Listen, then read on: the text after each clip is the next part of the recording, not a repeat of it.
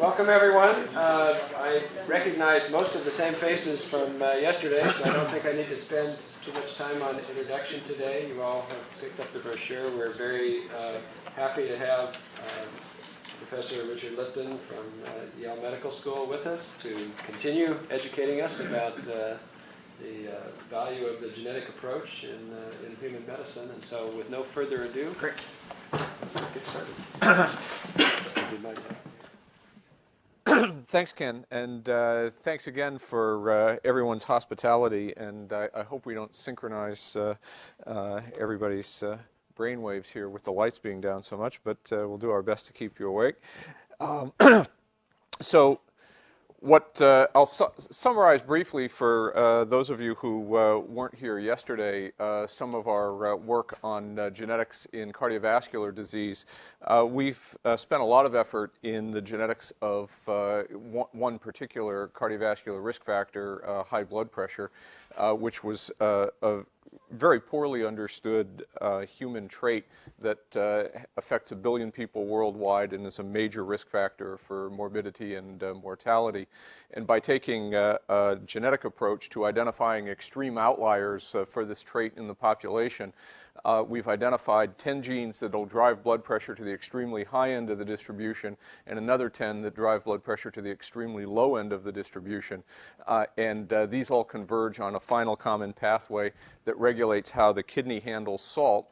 And all of the mutations that cause high blood pressure act by increasing net salt reabsorption. All of the mutations that lower blood pressure act by reducing net salt reabsorption. And these have secondary effects to change intravascular volume, which changes cardiac output. And these are the primary effects. And then there are a whole panoply of secondary effects that enter into play. And so if you look at the final hemodynamics of patients with high blood pressure, they all converge on the same hemodynamic picture of having normal cardiac output and increased systemic vascular resistance in the blood vessels. But that has little to do with what the primary insults are, which invariably in these Mendelian forms is a primary alteration of salt reabsorption in the kidney. What I want to do today is expand upon a couple of the areas that I touched on yesterday and talk about a few other areas that we're working in. And I gave an overview yesterday of one of the regulatory elements that we've been particularly interested in, which is how the kidney knows when it sees aldosterone, which is a steroid hormone that regulates salt reabsorption, whether it ought to be using aldosterone to maximize salt reabsorption or to maximize potassium secretion. And as I showed yesterday, we got into this problem because of a rare genetic syndrome that features a situation in which the kidney, we thought, couldn't distinguish between these two alternative states. They develop high blood pressure because they're hanging on to too much salt and water, and they can no longer secrete potassium normally, even though they have extremely high potassium levels. This was a simple autosomal dominant trait, although really not quite so simple because there was a lot of non-penetrance with this trait, and this in fact was one of the last of the Mendelian forms of hypertension that was solved by a graduate student in the lab, Rick Wilson. And what Rick showed was that this disease is caused by mutations in a novel family of serine-threonine kinases, the Wnt kinases. These raised the question of how do these mutations in these kinases translate into inherited variation in blood pressure. And so this sparked an intense effort in our laboratory over the ensuing years to characterize these kinases and try to figure out what they're doing. And it turns out that that Wnt1 and Wnt4, the members of this family that are mutated in human hypertension and hyperkalemia, are widely expressed in chloride-transporting epithelia. So they're expressed in the distal nephron, where salt and water balance is regulated. They're expressed in the pancreatic ducts, where chloride is actively secreted. They're expressed in the epididymis and also in the hepatic bile ducts in quite high levels. And this gave us a clue as to what these kinases might be doing. And in the distal nephron, we knew a lot about the activity of the distal nephron because of the genetic syndromes we had previously figured out: Gittleman syndrome, Bartter syndrome, Little syndrome, and pseudohypoaldosteronism. And the fact that these kinases were widely expressed in this part of the nephron suggested to us that these kinases might actually be regulating the activities of one or more of the key targets for the regulation of salt and water in these nephron segments. And this led us to do some molecular physiology, and this has taken a number of approaches. One is doing 2-electrode voltage clamp in Xenopus oocytes, where we can measure the activity of, for example, in this case, specific potassium channels, the potassium channel ROMK. So we express this in the Xenopus oocyte in the presence or absence of Wink4. And what you see is that in the absence of Wink4, you see exuberant channel activity that's markedly diminished when you add Wink4 to it. And the mechanism of this is that Wink4 actually causes increased retrieval of ROMK from the cell surface. And we've demonstrated that this is through endocytosis through clathrin-coated pits. But we still are uncertain of the specific mechanism through which this occurs, and we're trying to work that out. Similarly, we knew something about the potential role of paracellular flux as playing a role in this disease. And to look at this, so paracellular flux, for those of you who don't know, there are two routes to get electrolyte from one side of an epithelium to the other. There's the transcellular route, which is mediated by transporters or channels that take electrolytes through cells. There's also a regulated pathway that mediates the selective flux of electrolytes across tight junctions in between cells, and this is the so-called paracellular flux pathway. And to test a role of Wink4 in this pathway, Chris Colley in the laboratory made mammalian cell lines with inducible expression of either wild-type Wink4 or Wink4 harboring one of the mutations that cause disease in these families.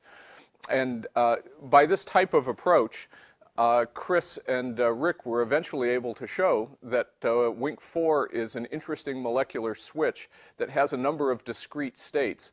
And so just looking at wild-type Wink4 and the version of Wink4 that causes the human disease, what Chris was able to show is that wild-type Wink4 inhibits all of these flux pathways, but the version of Wink4 that has a single amino acid substitution has alternative effects on these pathways. So the PHA2 version of Wink4 loses inability to inhibit sodium chloride reabsorption through this transporter, loses ability to inhibit reabsorption through the epithelial sodium channel, and opens the selective paracellular chloride flux pathway.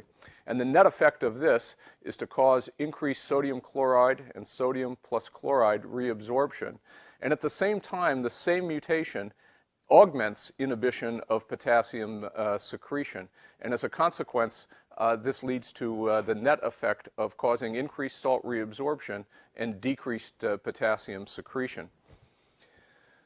This led us to the supposition that there's this starting state, and the mutations that cause disease have the effect to set Wink4 in a state that has this effect to directly cause salt reabsorption and inhibit K secretion.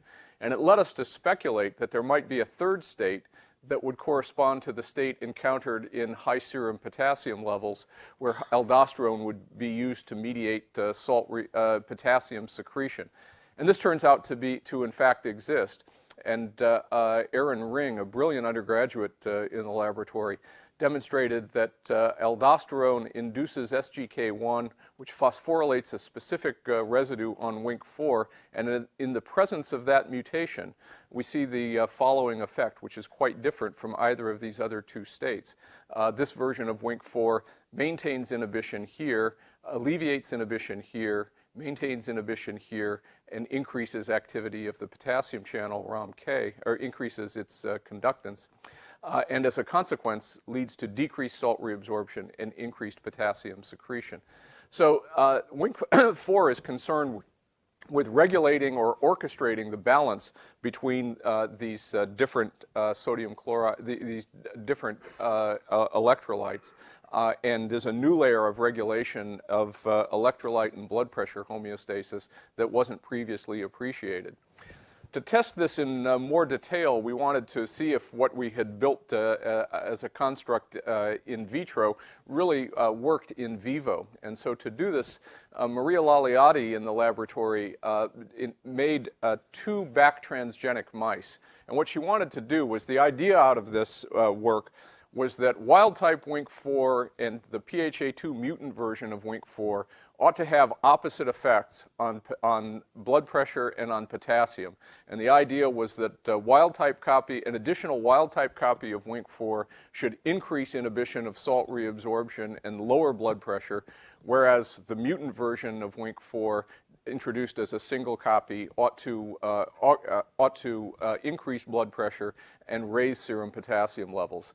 So to test this, Maria pulled out backs of the mouse gene and introduced by a hit-and-run method single base substitutions in the gene that either resulted in a distinguishable wild-type version, distinguishable from the endogenous gene, and a PHA2 version of Wnt4 in these back transgenes that are now introduced and present in single copies in the mouse genome and are expressed like the endogenous gene.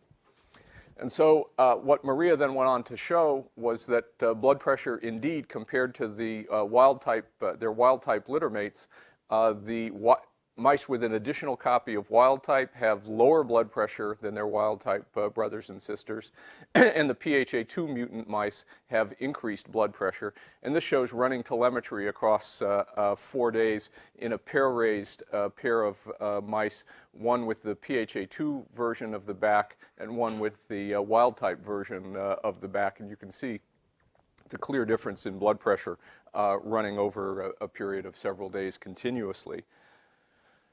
The effects on potassium are also quite striking.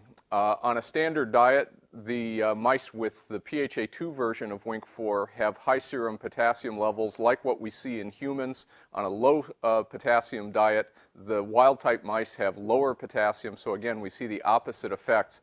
But the really striking effect is if you challenge these mice with a high potassium diet, if you give what everybody uses as a typical high potassium diet, the mice all die in a couple of days.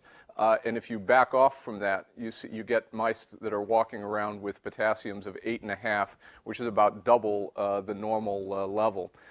And this is a really striking aspect, which was something that we had not really anticipated would be as severe as it is, and just demonstrates that the introduction of this version of this gene simply prevents the kidney from being able to secrete potassium hardly at all. We wanted to ask if we could correct that phenotype in any way, and one of the ways we thought to do it was to introduce a second mutation, and that's a knockout for one of the sodium transport pathways, the sodium chloride cotransporter. So if we cross in homozygous deficiency for the sodium chloride cotransporter of the distal nephron and ask what happens to blood pressure and what happens to potassium, we see this dramatic effect that we completely correct the blood pressure defect, and also this dramatic hyperkalemia now comes down to completely normal. And this led us, this was quite surprising because it suggested this is the dominant mechanism by which in vivo the Wnt4 is imparting its effects. And we looked in more detail at what happens to the part of the kidney that that contains the sodium chloride cotransporter. So this is a low-power image of the distal convoluted tubule, the part of the kidney that contains the sodium chloride cotransporter, stained with calbindin, a specific marker for this nephron segment, and the sodium chloride cotransporter. And I think even at this low power, you can see that compared to wild type, this nephron segment is markedly hyperplastic, and at higher power you can appreciate this perhaps more. This is the wild type version, the sodium chloride cotransporter in calbindin in green and in red, and there's marked hyperplasia of this nephron segment in the presence of the PHA2 version of the transgene, but it's actually the opposite effect in the version carrying an additional copy of the wild type gene. The intriguing part is that you can completely knock out this hyperplasia by introducing deficiency for the sodium chloride cotransporter, leaving us with a very peculiar situation in which the mass of this nephron segment is actually being regulated by the activity of a sodium chloride cotransporter that is mediating the entry of sodium and chloride into these cells. And conversely, if you diminish sodium chloride activity into these cells, you diminish the activity, the mass of this nephron segment. This is a very unexpected effect and suggests that this nephron segment is in fact quite plastic in its behavior and is being regulated by the activity of an ion transport pathway, which is a fairly unique situation to our knowledge in biology. And we still don't know more about the mechanism through which this regulation occurs. But it suggests a model as to how this whole system works.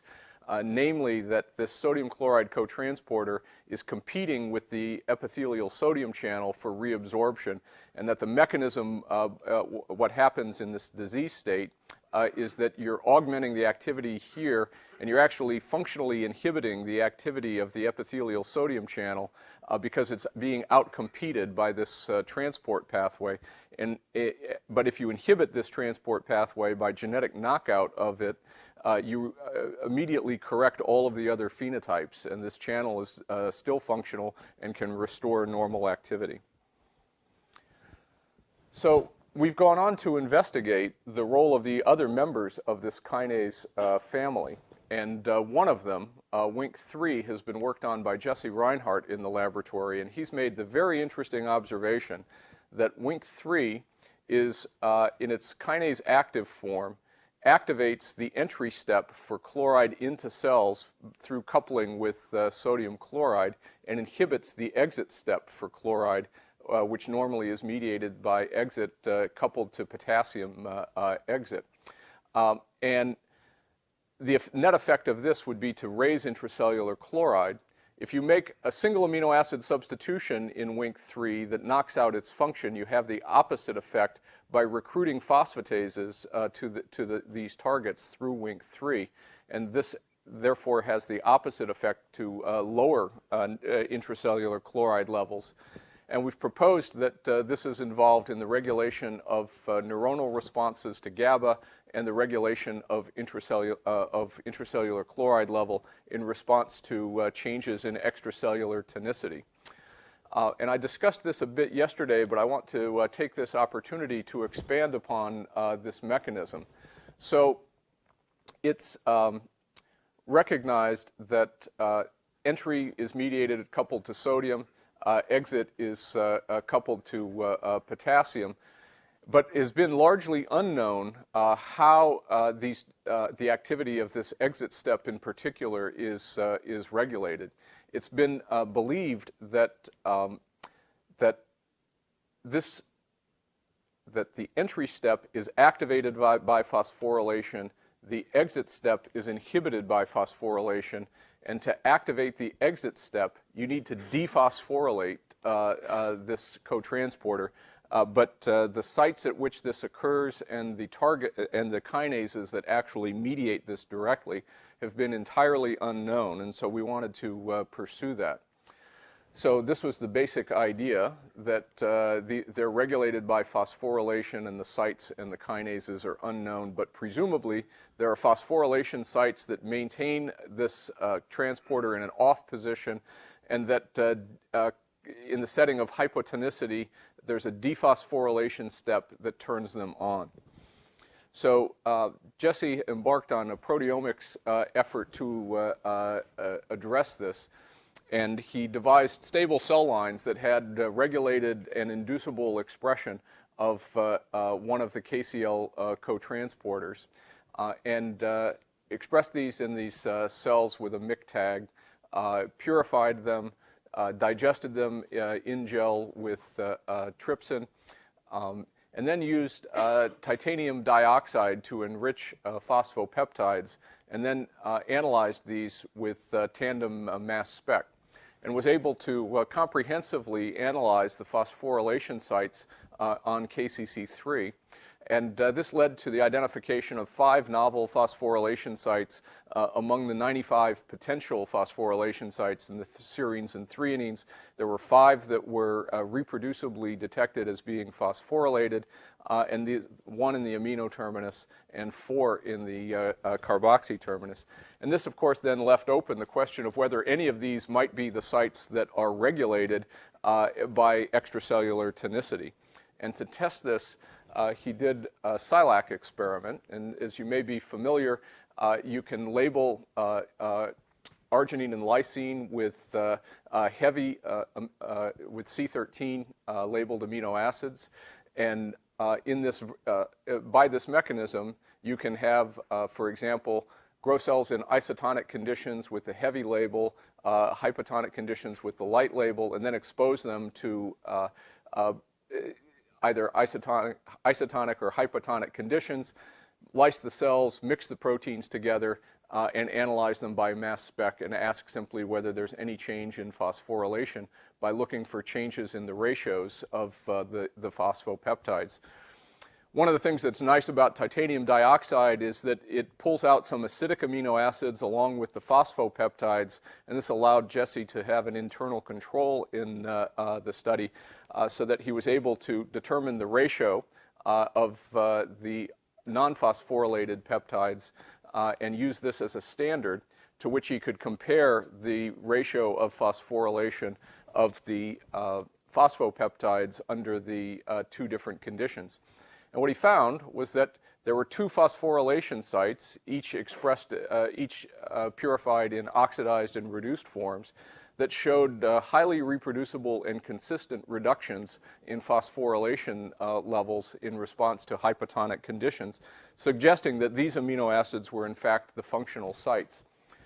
This turned out to be the 2 sites that are completely conserved across all members of this KCl cotransporter family in mammals, suggesting that these actually might be the right sites for regulated effects that altered their activities. And he then did site-directed mutagenesis that eliminated these 2 phosphorylation sites and used a 3rd phosphorylation site as a control. And what he found was that when he mutated either of these 2 sites, he got an increase in transport activity, but when he mutated both together, he found that there was a dramatic effect to cause about a 25-fold increase in the activity of this KCl cotransporter. And so by this proteomic approach, he has solved the long-standing question of what mediates the exit step, and he's hot on the trail for what appear to be the novel kinases that are responsible for the direct phosphorylation at these sites. This is potentially interesting not just for neuronal effects in the brain. However, sickle cell anemia is an interesting potential target. It's known that dehydration of the patient, but also in particular dehydration of red cells, is a major trigger for the sickle events that precipitate sickle crisis in patients with mutations in beta globin that cause sickle cell anemia. And the KCl cotransporters are the major mechanism by which this intracellular dehydration occurs, suggesting that there may be novel targets in here that could be approached by manipulating the activity of this pathway. I want to turn now to a very off-the-beaten-track project from our laboratory. And this came about by a chance conversation that I had with an investigator in dermatology. So he came to me about a year ago and said, I study a class of T cells called gamma delta T cells, which are important in the barrier function of the immune system. So gamma delta T cells are expressed in the skin and other epithelia that have direct interaction with the environment. And they have a couple of interesting properties. In the mouse, for example, the gamma delta T cells in the skin are almost monomorphic. More than 95% of them have the same specific T cell receptor expressed, and this occurs fairly uniformly across mouse strains. And it's believed that these are, in essence, a generic beacon that recognize common self or foreign antigens and tell the immune system that there's perturbation of normal physiology. Now, unlike the well-understood alpha beta T cells, which undergo positive selection through engagement of MHC in the embryonic thymic epithelium, the mechanism by which gamma delta T cells are selected in the thymus has been entirely unknown. And so this investigator, Dr. Tigelaar, came to me and said that he'd been studying these T cells for a long time, but all of a sudden he had found that the FVB strain of mouse supplied by Taconic had no gamma delta T cells in their skin anymore. And he asked, what did I think of that? And I said, well, are there other isolates that have gamma delta T cells for this strain? And he said, oh yes, the FVB strain supplied by Jackson Laboratories has gamma delta T cells, this gamma delta T cell just like everybody else. And that led us to ponder that perhaps in the 20 years that this isolate had been separate from the Jackson Laboratory isolate, that a de novo mutation had occurred and become homozygous in this line, leading to this gamma delta T cell deficiency.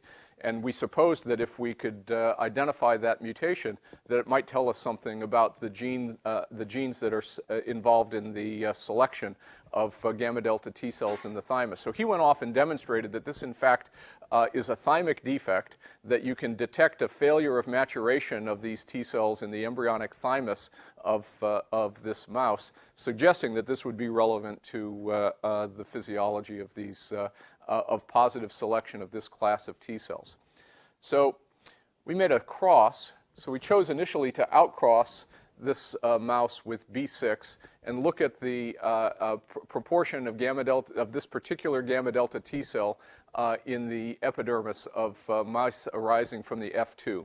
So this is the distribution in the starting strains, the wild type B6, the FVB from the Taconic Laboratories, a gross deficiency. The F1 looks just like the wild type, and the F2 falls quite cleanly into two classes, a class high, a class low, and these fall quite nicely into a Mendelian proportion that looks like a simple autosomal recessive trait.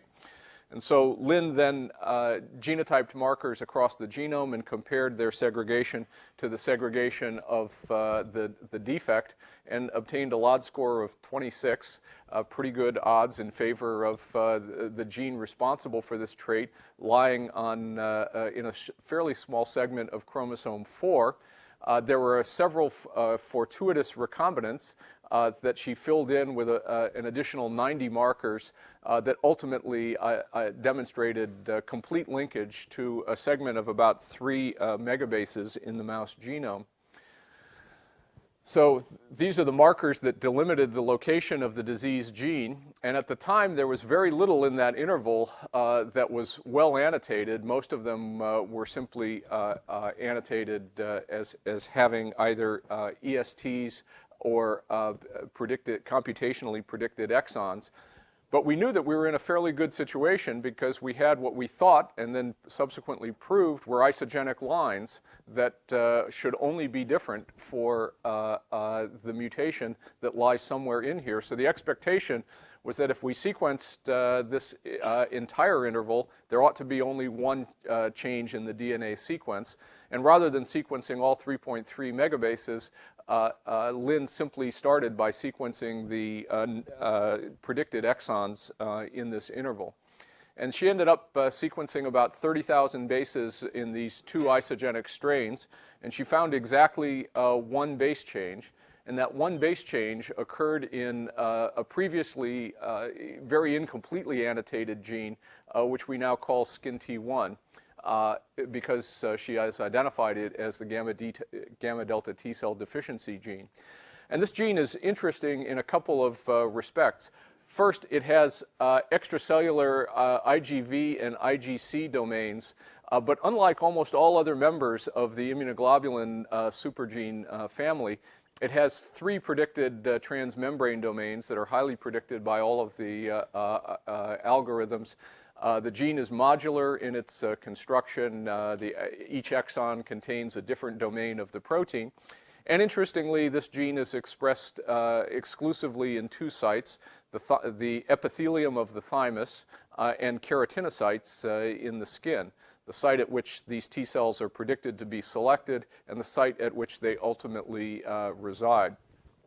In the DNA sequence of this gene identified the single base change, different from B6 and different from the isogenic FVB from Jackson Laboratories. And that single base change introduces a premature termination codon just proximal to the 3rd transmembrane domain of this encoded protein, strongly suggesting that this is in fact the gene responsible for deficiency in these mice. To prove this, she went on to do transgenic rescue in the embryo, and so she constructed the SKIN-T1 gene under expression of a CMV promoter and injected this into a total of 52 deficient embryos. 12 of them actually ended up getting the transgene when they were harvested at day 17 and analyzed for their level of mature gamma delta T, V gamma 5, V delta 1 gamma delta T cells, and ultimately demonstrated that 7 out of the 12 transgene positive embryos showed phenotypic rescue, and the level of rescue was directly proportional to the expression of the transgene in these embryos, with about a 25-fold difference on average between rescued and non-rescued embryos, providing, I think, very convincing evidence that this is in fact the gene. So what do we know about this gene? Well, one of the things we can say about it is that aside from being expressed in the skin and the thymus, it has very strong marks of positive selection. There are 16 missense mutations in the gene between B6 and the FVB strain, and only 3 silent substitutions. Synonymous substitutions. And when you look across other mouse strains in the laboratory, there are quite diverse haplotypes. And if you go to more distantly related strains recently captured from the wild, again, you see this dramatic difference in a marked excess in missense variants compared to silent substitutions. And the KAKS value, for example, is about 3.5, whereas the genome-wide average comparing mouse to rat is about 0.11, providing very strong evidence by this criteria for positive selection. This shows the distribution of where these substitutions occur.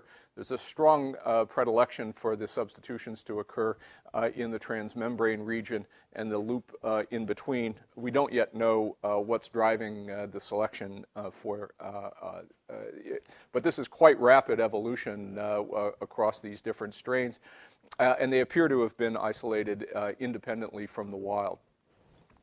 It turns out that SKIN-T1 is the prototype of this family, but in this same segment of mouse chromosome 4, there are 10 additional homologs for this, and Lynn has put together the structure of each of these genes, and they are all expressed in the embryonic thymic epithelium, suggesting that they may also play a role in the selection of perhaps other classes of gamma delta T cells or other cells of the immune system. But these are also, in many cases, under rapid evolution. Another of them shows strong marks of positive selection. This segment of about 500 kb is actually deleted in several different mouse strains, isolated both from the wild and are in the laboratory. So this is a chromosome segment that is, with genes involved, that is undergoing rapid evolution. If you look at SKIN-T1 across other mammalian species, it turns out that there are two other species that have a homologue an ortholog of skin T1, and this turns out to be the rat and the cow. And these are the two other mammals that have monomorphic forms of gamma delta T cells in their skin, like the mouse. This gene family has, there are a few other paralogs in the rat and the cow, but these genes are absent in the dog. Human has a homologue of skin T1, but it appears to be a dead gene. It has multiple in-frame stop codons in the immunoglobulin-like domains. But our inference is that the most closely related gene family to the skin T1 family in human is a class of molecules called butyrophilins. And this family is virtually absent in the mouse, but has expanded dramatically on the primate lineage, raising the proposition that perhaps this gene family is playing a role in mouse, and the butyrophilins might be playing a similar role on the human lineage. The butyrophilins are expressed in many cells of the immune system, including the thymus, B cells, and T cells, but they've received almost no attention for potential roles in development of the immune system up to now. So our model of how these are working, and this paper was published this week in Nature Genetics, the wild-type mice expressing skin T1 in thymic epithelia, this is the signal for positive selection, allowing the gamma delta T cells to mature and be distributed to the periphery. We expect that, but haven't yet shown, that their expression on keratinocyte epithelia provides the signal for homing and for residence of these gamma delta T cells in the skin, but that hasn't yet been shown. In the presence of the mutations that knock out the function of skin T1, these gamma delta T cells are no longer positively selected, and you end up with the absence of these gamma delta T cells in the skin. And these mice are prone to chemical carcinogenesis in the skin. They also are prone to viral infection in the skin, as well as a variety of other pathologies. And they were first picked up because they had an ectopic dermatitis-like syndrome. So our conclusions are that we've identified a new gene and family involved in selection of gamma delta T cells. We suspect that the mechanism is going to be engagement of the monomorphic T cell receptor. That hasn't yet been shown. And this is a rapidly evolving family under positive selection. I want to turn now to, I'm always fascinated by new opportunities to apply human genetics to clinical observations made by smart clinicians. And this is Keith Choate. So Keith was an MD PhD student in my lab, and he in fact did a fair amount of the Wnt kinase work that I've told you about. He went off to be a resident in dermatology and came back in his first year as a dermatology resident to tell me about an interesting disease he had seen in the clinic called ichthyosis on confetti. So this is a patient with this disease, and these patients have this bright red, scaly, oozing skin, which is a severe skin disorder. And they also have a neurologic deficit that has not been clinically well described. And Keith was telling me about this, and he said these patients are severely affected. They frequently don't survive to adolescence. And he thought that it might be a genetic disease, but it was not clear there were no pedigrees that were available for analysis. And I said, well, we can't really do very much with that. I don't know why you would really bother telling me about this. And he said, well, they have this one really unusual feature, and that is, with age, they develop these white spots on their back and on their entire body. And I said, well, what do you know about these white spots? He said, well, these white spots actually look, if you biopsy them, a lot like normal skin. So we thought about that for a minute and said, well, I think we can map the gene for this disease by the study of a single patient. And because if you follow me for a moment, the idea would be that there are no extended families because this is a typically lethal disease, and all of these mutations are going to be de novo mutations caused by, in essence, a dominant lethal.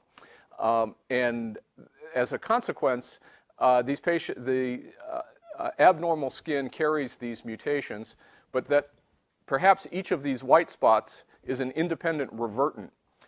And how could you get such an incredibly high frequency of independent revertants?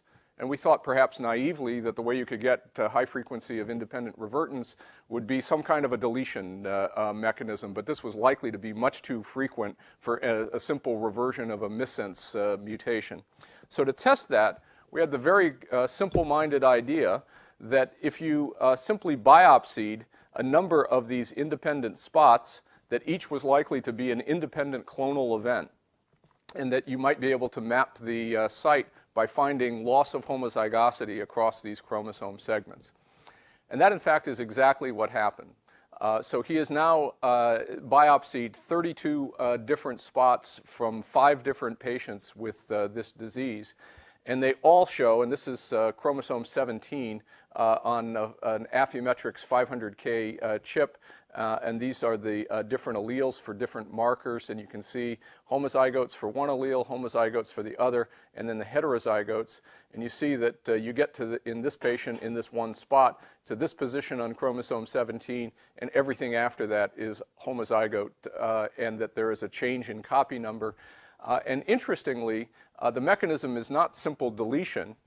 It in fact appears to be that each of these spots remains diploid, but appears to have undergone mitotic recombination, resulting in homozygosity for one allele. And in each case, it's the same allele from an individual patient, telling us that this is completely consistent with the idea that you've reverted the mutation by a recombination event.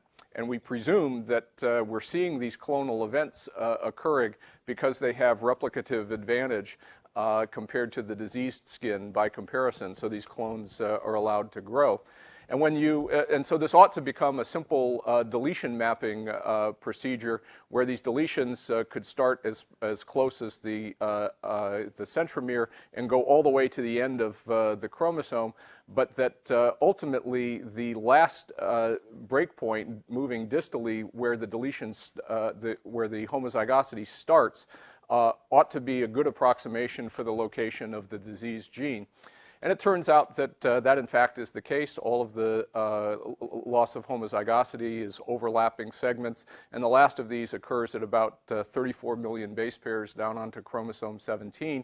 And it turns out that this is immediately proximal to a cluster of genes involved in skin development that contains a large number of keratins and keratin-associated proteins, which is both good and bad.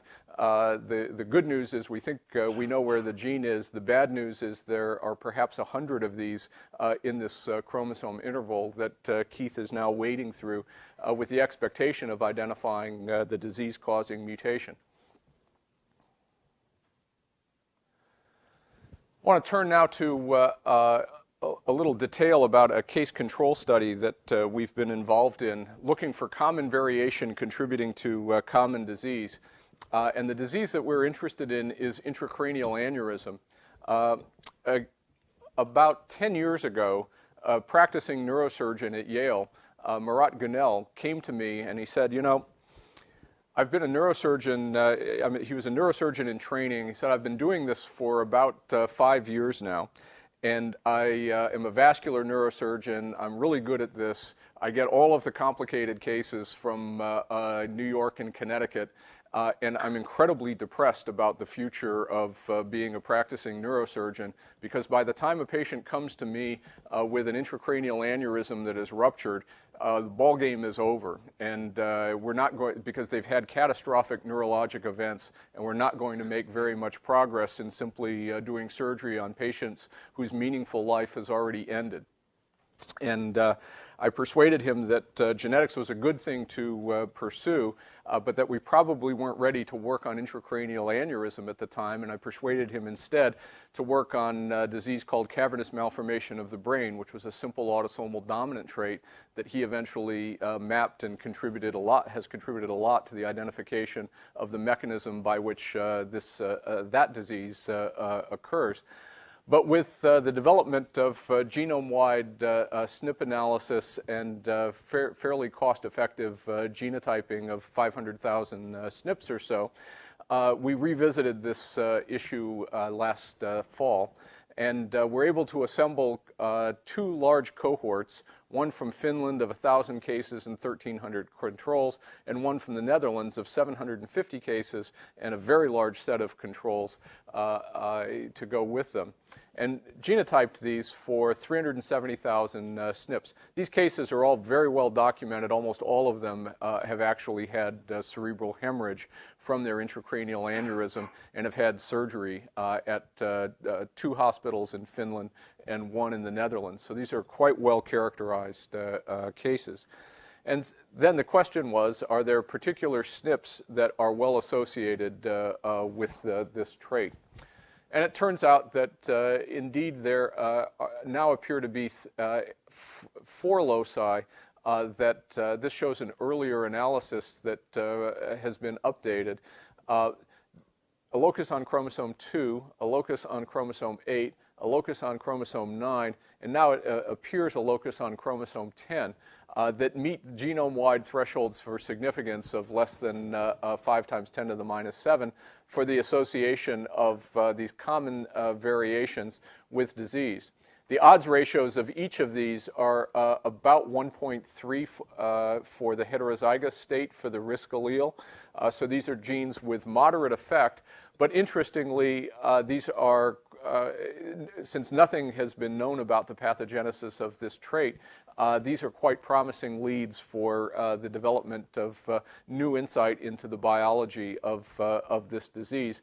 And I can only say at this point that the chromosome 2 segment is in a gene desert that has only a previously unannotated gene with a number of anchor and repeats of unknown significance.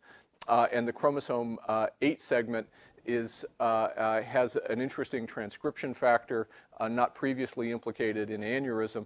And chromosome 9, this is the same SNP that was previously associated with coronary artery disease in a genome-wide association study about last summer.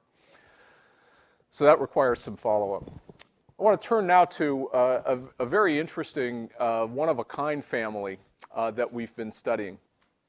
We've known for a long time that hypertension is associated with diverse metabolic abnormalities like high LDL cholesterol, low magnesium, high triglyceride levels, low HDL, obesity, and insulin resistance.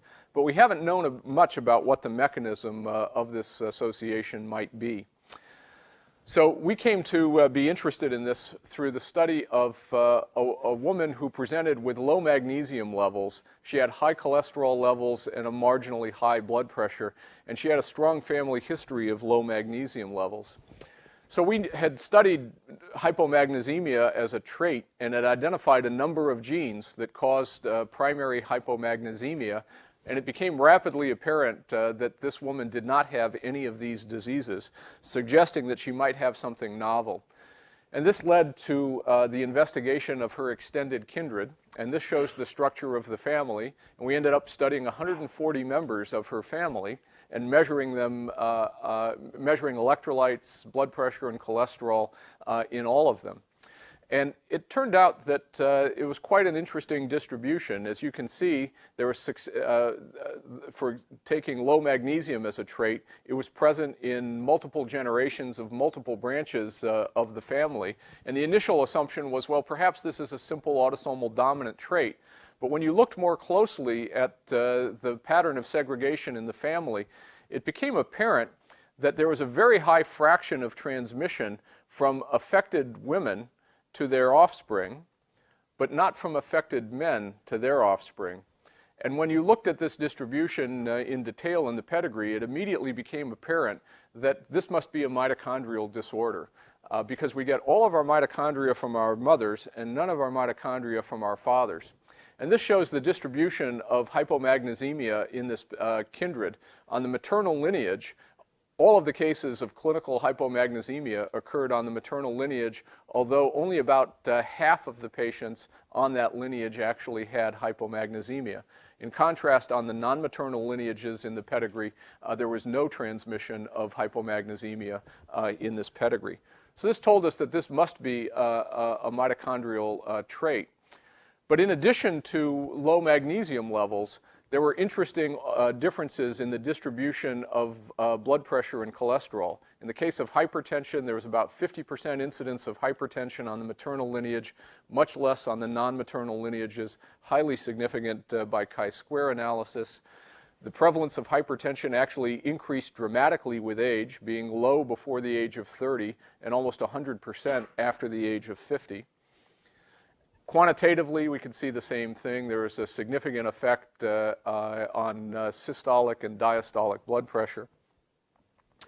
And the same thing happened with hypercholesterolemia and total cholesterol and LDL and VLDL levels with fairly large effects, 26 milligrams per deciliter on the maternal, higher on the maternal lineage than the non-maternal lineages.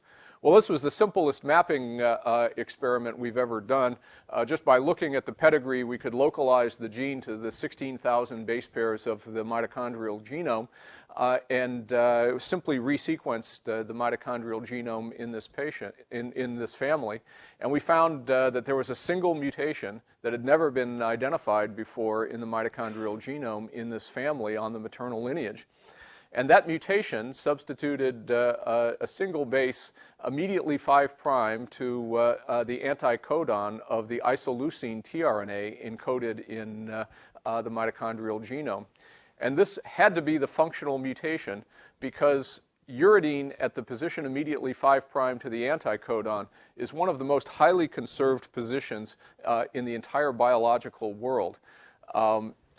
Uridine at this position is present in all isoleucine tRNAs ever sequenced from the now over 500 species that have been analyzed, and is present, in fact, in almost all tRNAs in the entire biological world with the exception of initiator methionines in some species. And the reason for this is that the amino group of the uridine makes a hydrogen bond with the phosphate backbone of the third base of the anticodon, stabilizing the anticodon loop, allowing it to be presented to the messenger RNA.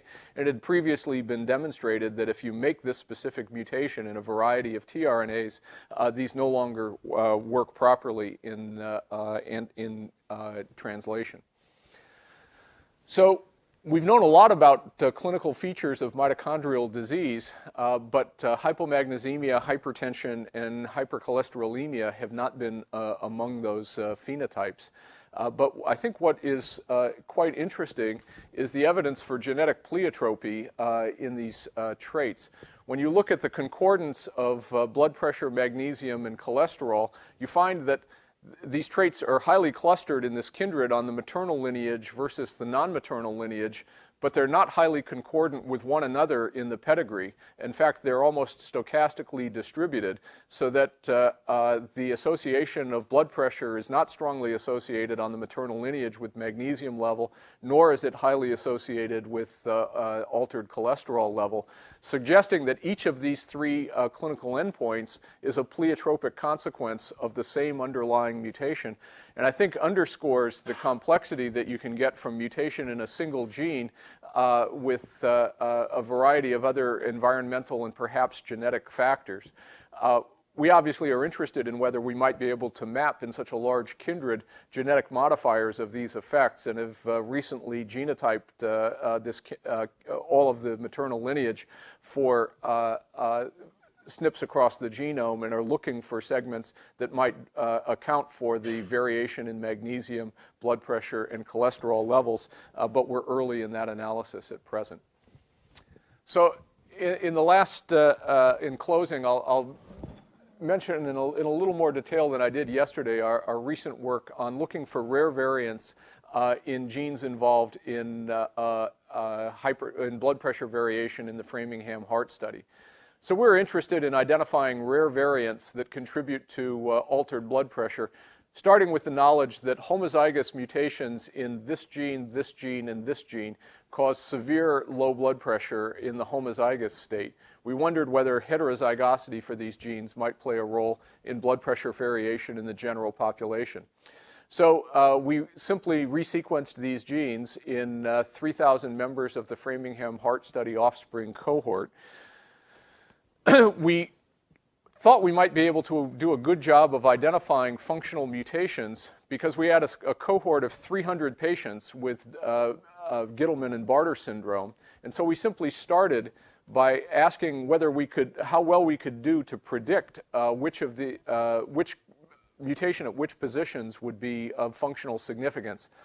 It turns out that each of these gene products has orthologs that go all the way back to flies and worms, and the proportion of amino acids that are completely conserved varies from about 15% to about 23% in these three genes.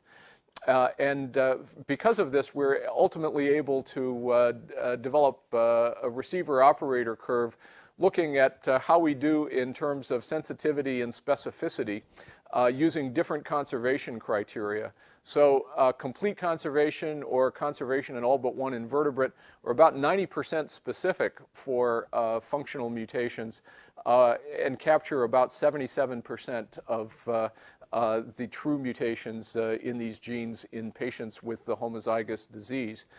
Conservation in vertebrates did not nearly so well because of the high proportion of missense of false positives, and all missense mutations do terribly on the on this score. And so this led ultimately to an approach to identifying functional mutations. And at the end of the day, I will say this fairly complicated algorithm, we would have done just as well in the long run if we had simply taken all missense substitutions that occurred at completely conserved positions that were rare in allele frequency. And rare could have been defined either as frequency less than 1 in 1,000 or even frequency less than 1 in 100. So we identified a total of 138 different coding variants that were present in about 2,000 patients, and we weeded through these conservation criteria. And it turned out that many of these had been previously encountered by us in our cohort of functional mutations.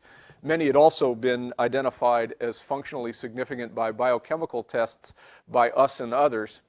And we ended up with about 2% of the population being heterozygous for functional mutations in one of these three genes. These are all at highly conserved position, and all of these are very rare in the population with frequencies less than 1 in 2,000. I should mention this number from some of the discussions I was having with Chuck earlier today. These allele frequencies are calculated to be spectacularly low, and in some cases the frequencies are thought to be about 1 in 40,000. So the question of how well we would do in capturing these variants by sequencing the general population I think is an open question until you get really deep into the gene pool. So we analyze this in a number of ways. One is looking at long-term average blood pressure. So in the Framingham cohort, these patients have been followed for 50 years, so there's very good longitudinal measures, and if you do age and sex-adjusted long-term average blood pressure and ask where do the patients with mutations in these three genes lie on this spectrum, it turns out that the overwhelming majority of them have blood pressures below the mean of the population for systolic and diastolic blood pressure, and the mean effect longitudinally is about 6 millimeters of mercury reduced blood pressure in these heterozygous mutation carriers. This occurs at every age, and at age 60 is about a 10 millimeter mercury reduction in blood pressure, about the same effect that you would get from an antihypertensive agent, enough to have clinically meaningful effects. To make sure that this isn't simply an effect of population stratification, we analyzed this data by linkage within SIB-ships in the Framingham cohort and by both variance component analysis and by simple analysis of the discordant sibling pairs. The discordant pairs replicate the findings of association. Overall, a 6 millimeter lower effect, lower blood pressure in carriers than non-carriers, and lower variance among pairs who are concordant for mutations than those who are discordant for mutations. And then finally, that these patients are protected from the development of hypertension. They have a 75% reduction at age 40, a 65% reduction at age 50, and a 47% reduction at age 60. And by Kaplan-Meier analysis, the overall reduction of prevalence of hypertension is 59%. So these are single mutations, all individually rare, collectively present in 2% of the population, and relatively large effects to reduce blood pressure.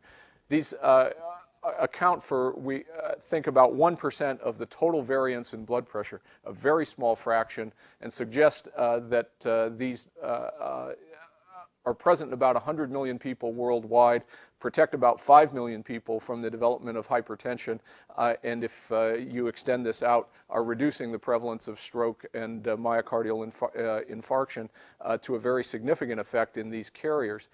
As a model for variation in blood pressure in the population, you would need a lot of genes to account for a big chunk of the variation in the trait, but we know nothing about the genetic architecture of this trait in the general population.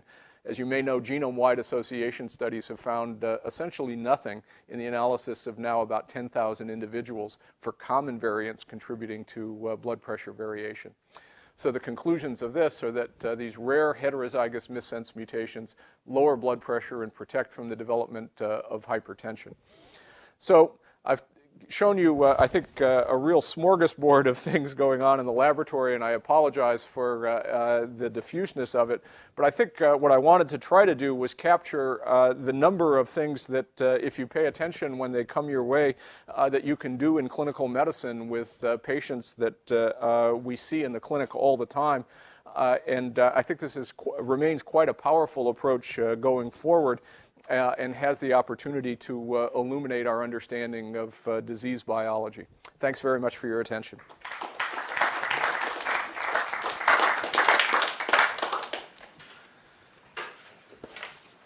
I'll be happy to answer any questions. Yeah? I have a question. You know, the skin lesion you mentioned, Yeah. it's very interesting. Those white plaque, is that a normal revertence, right? Yes. And is it originated from one single cell per plaque? Yes. So do they have proliferative advantage to the rest of the lesion? Why is that expanded? Yeah, so this is, one of the questions is, do we have these events occurring all the time? And if so, why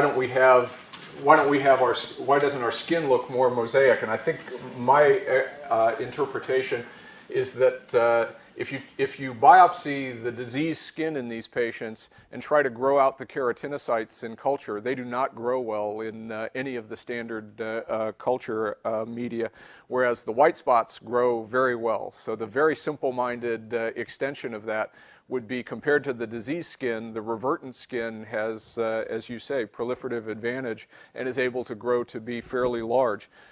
This, I think, raises therapeutic potential implications for the children with this disease.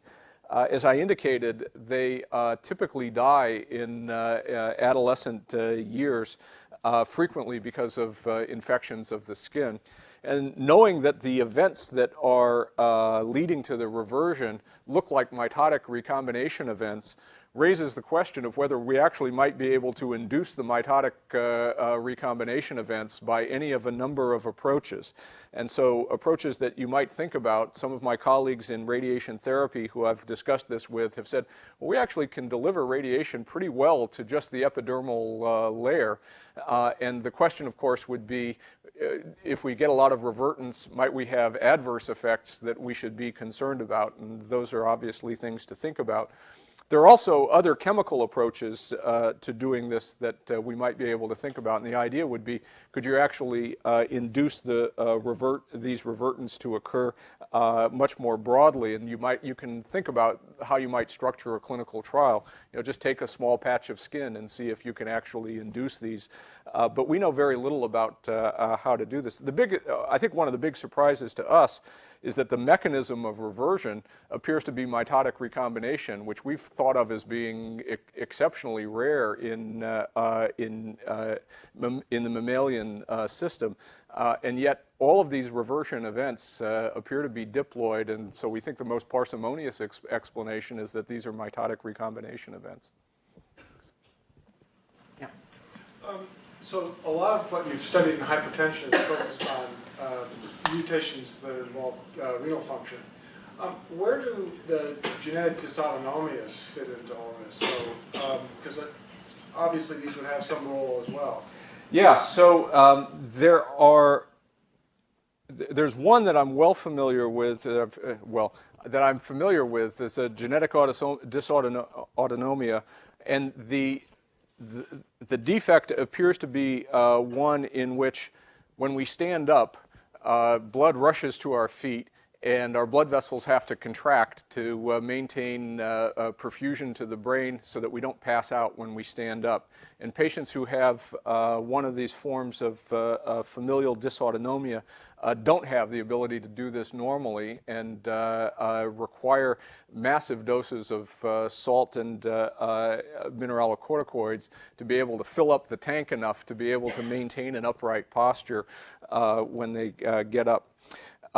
This has been mapped years ago to a segment of chromosome 18, and to my knowledge has still not been solved. This is a very rare disease, but I think should give us some very good clues as to how this might work. The question of whether you could actually change blood pressure long term by changing vascular tone is an interesting question in its own right.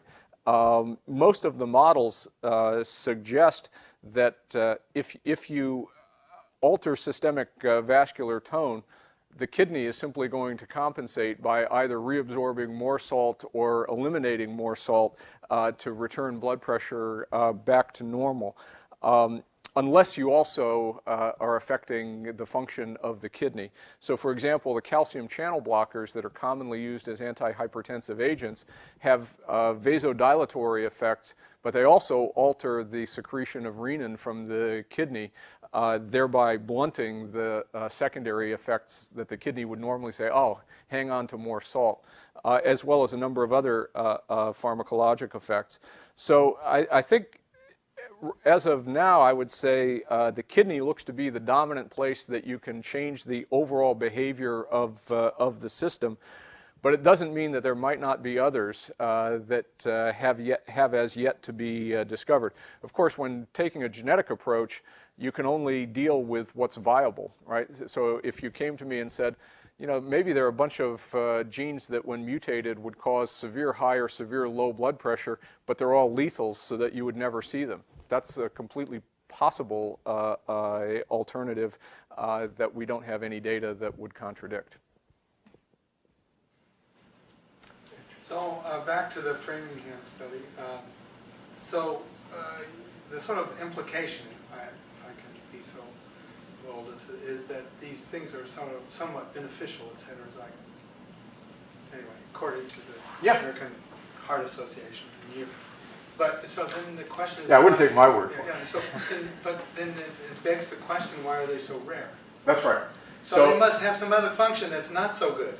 So this is exactly right, and I think this is an interesting instance in which we know that for the kids with Bartter syndrome, they never make it past age 10, right? So if you have 2 mutant copies of the disease gene, you're out of the gene pool.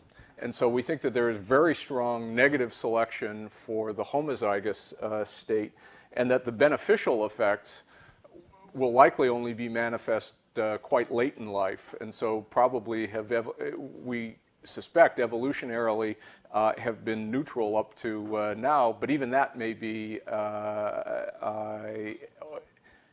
you could argue that maybe there are subtle effects that are deleterious that we don't know about. It's the difference between the square root of the mutation rate and the mutation rate. It's a big difference between a recessive and a semi-dominant mutation. Since it has a semi-dominant effect on the actual blood pressure, it suggests that any other effects that it might have, good or bad, might also be singing element, in which case, that number that it's at reflects some kind of equilibrium. And it, to my mind, it sort of begs the question, do those individuals have other situations in which they don't regulate their blood pressure as beneficially as the overall running one? For example, under some kind of stress or something, they may not respond appropriately. So I think that's I think that's a very interesting point and an interesting question that we can't really address yet. What we can say is that they haven't died off as best we can tell in the 50 years that they've been followed from inception to present at rates that are different from the rest of the cohort. It's also known that for one of the genes, the sodium chloride cotransporter, it's been shown in many clinical studies that patients with hypertension who take those drugs live longer and have fewer strokes and heart attacks than the patients who don't. So we're quite confident that the drugs themselves are not causing a deleterious effect, at least in the context of giving them to patients with high blood pressure. But I think it's an open question what the long-term effects will be. One of the things that, of course, is nice about Framingham is we expect that we'll be able to follow these patients to morbid and mortal events and perhaps learn something. Reproductive events. It seems to me that blood pressure regulation during pregnancy is a very important issue. Yep. And I just wonder how these heterozygotes have performed in pregnancy. Yeah, so that's a really great question. And we know that the homozygotes, so as you may know, when women become pregnant, their vascular regulation is dramatically changed because they undergo about a 50% expansion of the vascular volume. And they do this by vasodilation accompanied by massive activation of the renin-angiotensin system.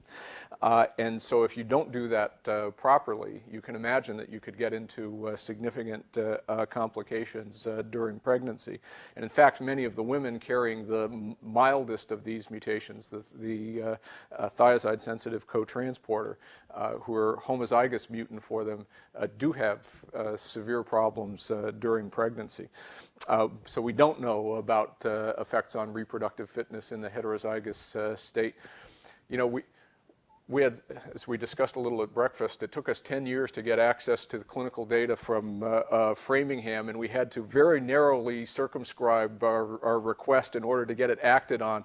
We're very interested in the effects of these variants on bone density because we know they affect urinary handling of calcium. We're also very interested in these effects on reproductive fitness. We've gone back and said, here are things we would like to measure. I hope it doesn't take another 10 years to get that data. Any questions? Rick, thank you very much. Thanks very much.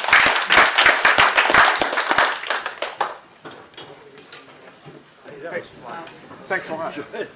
I got it. You really got me going about the stem cell selection. Yeah. One of the things we are really